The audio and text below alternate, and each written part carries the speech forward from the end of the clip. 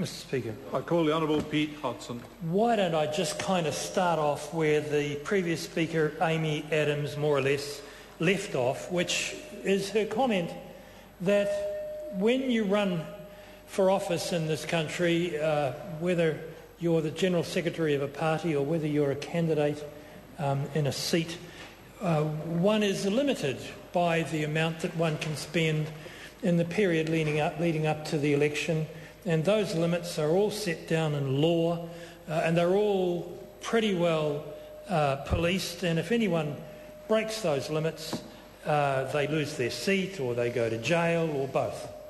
That is to say, electioneering is a highly regulated activity, but if one is not standing in a general plebiscite, or one is not the General Secretary of a party involved in a general plebiscite, until now, or at least until 2008, there was no limits on what a third party could do. And that, of course, is dumb. And it was rendered dumb, not actually in the first instance by the exclusive brethren in the 2005 election, but at earlier times. I actually think Michael Laws might have been the first one I came across. I think he got the SPCA to endorse him, or something equally unlikely. And so that might have been the 1990 Hawke's Bay election. It would be ironic if that were the case, but it certainly did involve Michael Laws, I recall, but it wasn't big. So we sort of hectored and badgered and grumped and harumphed through the 90s on both sides of the House. And the National Party would say that the Engineers Union had too much say in the Labor Party campaigns, and on it went, argy-bargy back and forth. But it was all small beer. And then in 2005, it became large beer.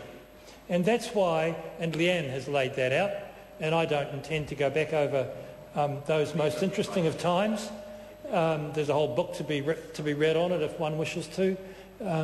But it gave rise to 2008 legislation not agreed in a bipartisan way about the limit on third parties, about the limit on non-participants in an election, about people who are wanting to sway an election that were not standing for an election. And this legislation here in 2010, for the first time, represents a bipartisan, not a multi-partisan, but a bipartisan approach to the idea of third-party limits. Limits on the federated farmers, if we want to isolate them, or on the Cooks and Stewards Union. Do we still have one of those, Mr Speaker? I can't be sure. But we used to dislike them, so maybe we could still dislike them if they exist. Whatever we dislike, the people that we want to hold up as being the ones that we want to constrain for our own partisan reasons, that we now have an ability to do that constraining. And the level of constraint is the point of compromise. And it's a point too far, I suspect, for the Greens, and too far in the other direction, I suspect, for the ACT Party. But it's a point that has been reached between Labor and National. I'm not sure of the position of the Progressives or of the Māori Party or of the United Party. But certainly the bulk of the House is saying that $300,000 will do. Let me make a prediction. It won't stay there. It will go up, or it will go down, or it will have constraints put on it in some other way. Because we are doing this bipartisanly for the first time. And like every other aspect of electoral law, it'll take a while to bed in. And we will find ourselves, fretting about the mistakes that we've made. Indeed, I can name and describe, the loopholes in that legislation now. But it doesn't matter. The point is that this House is about to take, I think, the step of saying that the majority of people amongst us are of the view that third parties, like those who are standing for an election, also should be constrained in how much they can say. Leanne Dalziel spoke about the difference between paid speech and free speech, and I'd like to say that I have never understood the position of, say, the New Zealand Herald. I don't mean to isolate them. I don't mean to attack them in any way. I have just never understood why even when the $300,000 compromise was reached, the New Zealand Herald took a position not dissimilar to the ACT Party, which was that was mildly or moderately or even more than moderately outrageous. And I don't get that. I genuinely don't get it. I'm assuming that the New Zealand Herald, I'm sure that the New Zealand Herald and other papers who have a similar view are not acting in self-interest and are not trying to maximise their advertising revenue in a plebiscite. I'm sure that their view is based on principle rather than on revenue. But I don't understand their principle.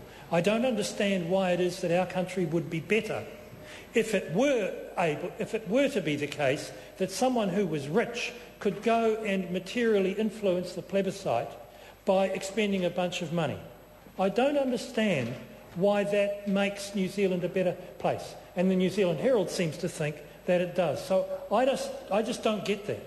And I certainly don't think it's a constraint on free speech.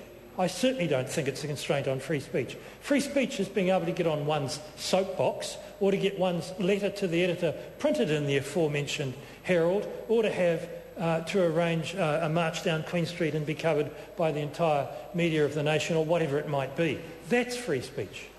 Free speech, in my view, is not buying out all of the advertising space of the media of this or that medium of the country in the last week or two leading up to an election. So that aspect of it, I just don't understand where the Herald is coming from.